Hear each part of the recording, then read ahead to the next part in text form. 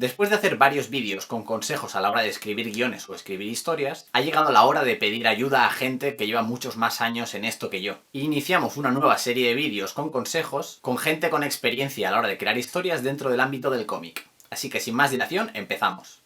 Consejo número 1. Si estás atascado en algún punto de tu guión y no sabes qué va a pasar después, prueba a contar qué no va a pasar. A veces ese hecho nos ayuda a vislumbrar lo que realmente interesa que pase en nuestra historia.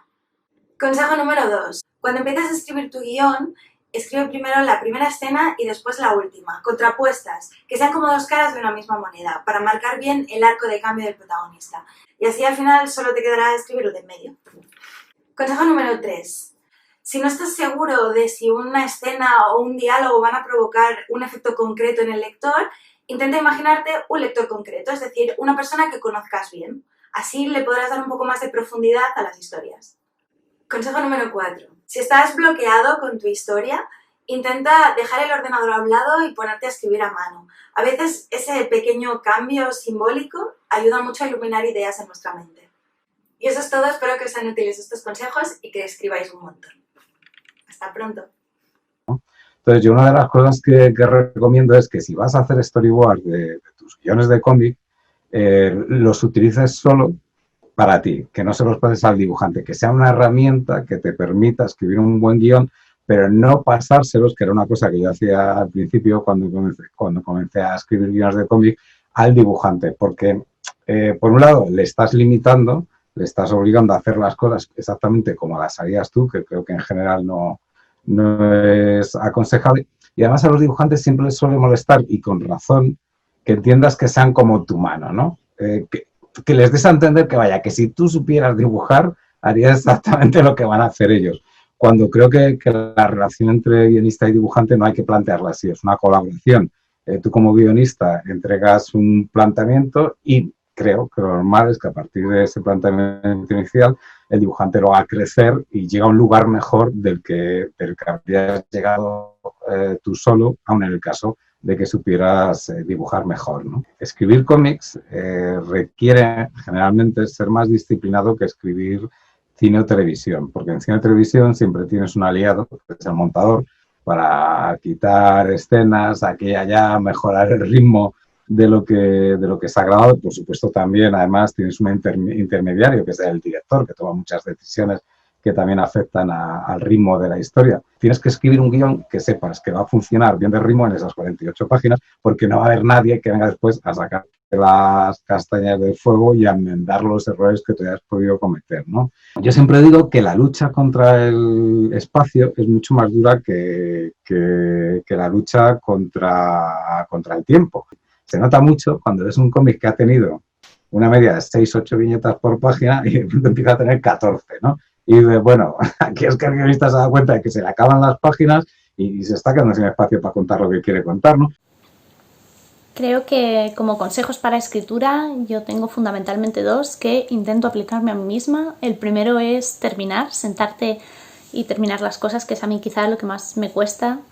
La mejor parte para mí es imaginar la situación, darle vueltas en torno a una idea, pero eso hay que sentarse y expresarlo, incluso para una segunda versión, para pulir cosas, o una vez que tenemos toda la historia decir, pues esta pieza la puedo mover a este lado. Incluso para eso tienes que tener una primera versión de la historia terminada, porque si no la terminas es como si jamás hubiera existido en realidad.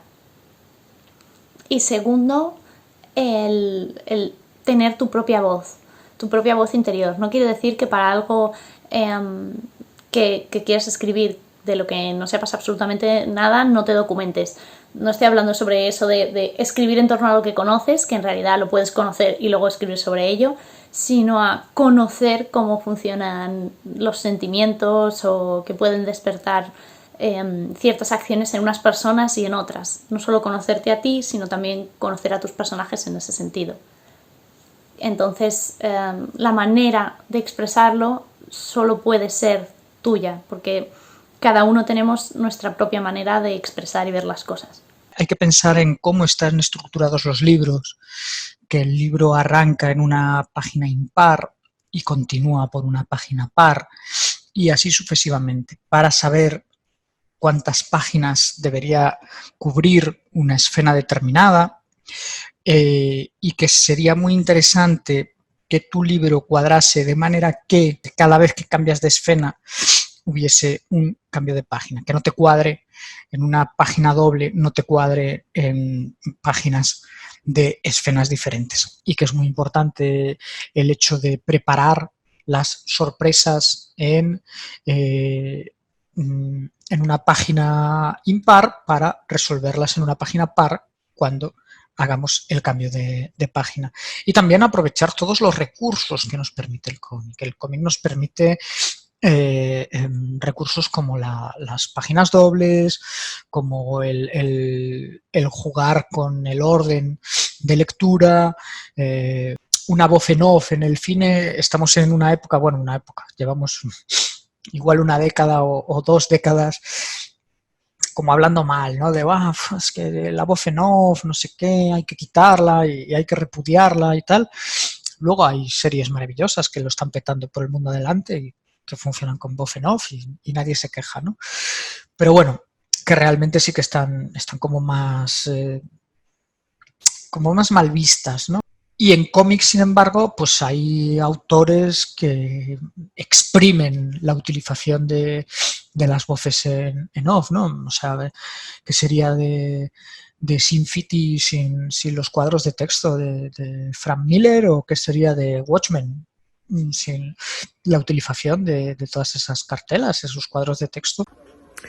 Hola, soy Javier Marquina e intento ser guionista de cómic. Bueno, me han pedido que dé un par de consejos o un par de algo que me haya a mí resultado útil a la hora de ponerme a escribir o a guionizar cómics. Y la verdad es que mis 2 consejos giran un poco en torno al mismo concepto, a la misma idea. Y es que para mí es muy importante hacer algo que, si lo digo así, parece una chorrada, pero todo el mundo debería notarse porque creo que hay veces que no lo hacemos, y es aparcar el ego en la puerta. Cuando empiezas a escribir un cómic, sobre todo siendo un guionista puro como soy yo, que no tiene ni idea de dibujar, sabes que tienes que contar obligatoriamente con la ayuda de un dibujante. Y esto tiene que ser un equipo, y un equipo que tiene que funcionar. Es una sinergia que tiene que ir hacia adelante. Y entonces una de las cosas que tienes que hacer sí o sí es olvidarte de egos y de ínfulas y aparcar todas no sé si decir las cosas que crees que sabes, las cosas que crees que son inamovibles, y asumir pues que puedes cometer errores con humildad.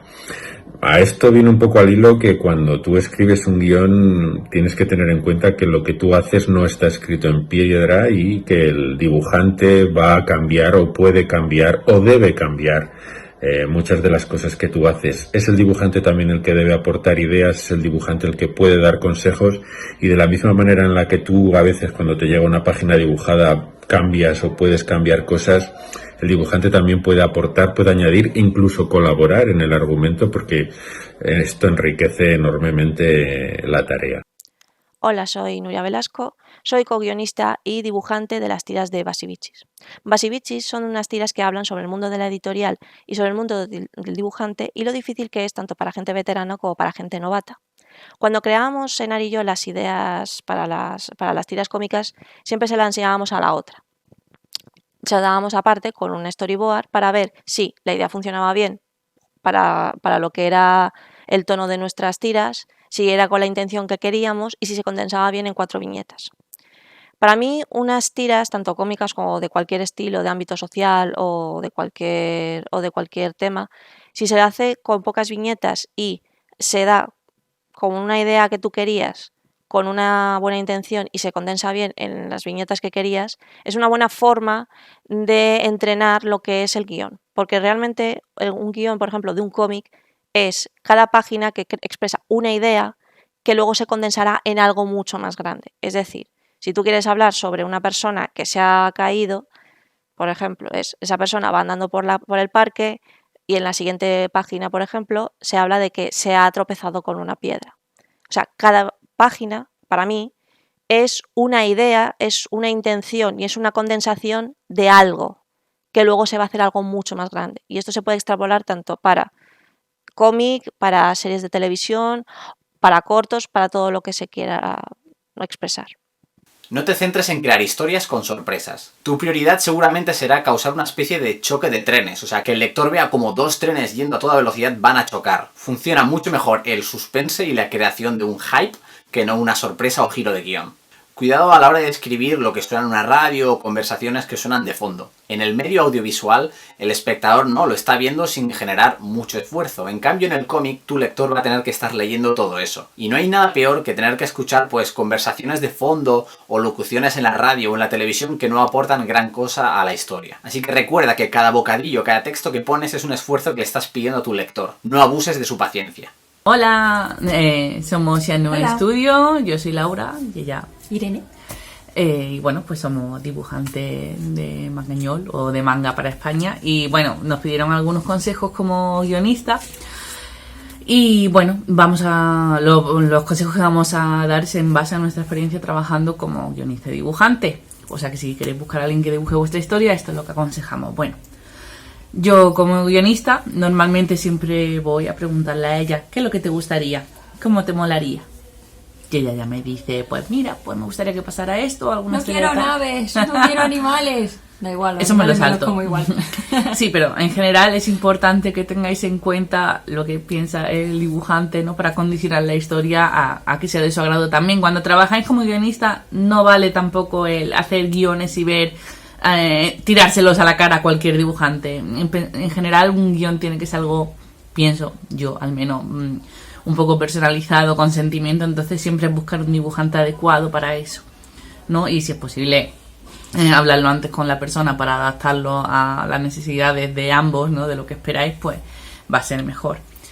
Otra cosa también que procuramos hacer nosotras es, yo en mi parte, no hacer un guión muy específico descriptivo, porque ella como dibujante sabe narrar mejor las escenas que si yo se lo doy todo paso a paso para que lo haga exactamente igual, ¿no? O sea, eso también es algo que tenéis que hablar. Siempre es importante trabajar hablando guionista-dibujante, que no sea cada uno haciendo su trabajo independientemente de lo que piense la otra persona. O evitarlo lo más posible. Sí, entonces, en nuestro caso, o sea, hay dibujantes que prefieren que el guión sea literario, ¿no? Es decir, que digan lo que pasa y que la distribución de las páginas corra a su cargo. Y otros guionistas que prefieren que esté todo lo más marcado posible para que tenés que pensar lo menos posible. O sea, eso, o sea, guionista, he dicho de guionista o dibujante, perdón. Que hay dibujantes que prefieren que sea lo más exhaustivo posible. Entonces, no siempre, igual que el proceso no siempre igual, el resultado, o sea, el guión tampoco el dibujante quiere trabajar siempre igual. No el mismo dibujante, sino que hay dibujantes que trabajan de una forma u otra. Nosotras hacemos, bueno, depende. Normalmente ella, aunque ya que no, sí que hace una pequeña descripción de lo que quiere. Lo que pasa es que a mí me da libertad de cambiar algunas cosas narrativamente hablando. O sea, no, yo no cambio diálogo. Problemas del directo, gato. Sí, del directo. Yo no cambio cosas del diálogo ni nada, no sé que sea pues corrección de falta de ortografía o algo que esté raro expresado, pero no. Y siempre se habla de si se va a cambiar esto o lo otro, sí, que te parece cambiar tal cosa. Consulta. Siempre que sea conversación entre todos, ni que nos ofendamos los guionistas por oye, el dibujante ha cambiado esto como lo he puesto, pues normalmente es mejor. Que hay veces que diré, no, pon esto porque va a quedar igualmente mejor, ¿no? O eso pienso, pero hay otras cosas que realmente conviene que yo a lo mejor lo ideo de una forma, pero ella como dibujante sabe aportarle más vida, más movimiento, ¿no?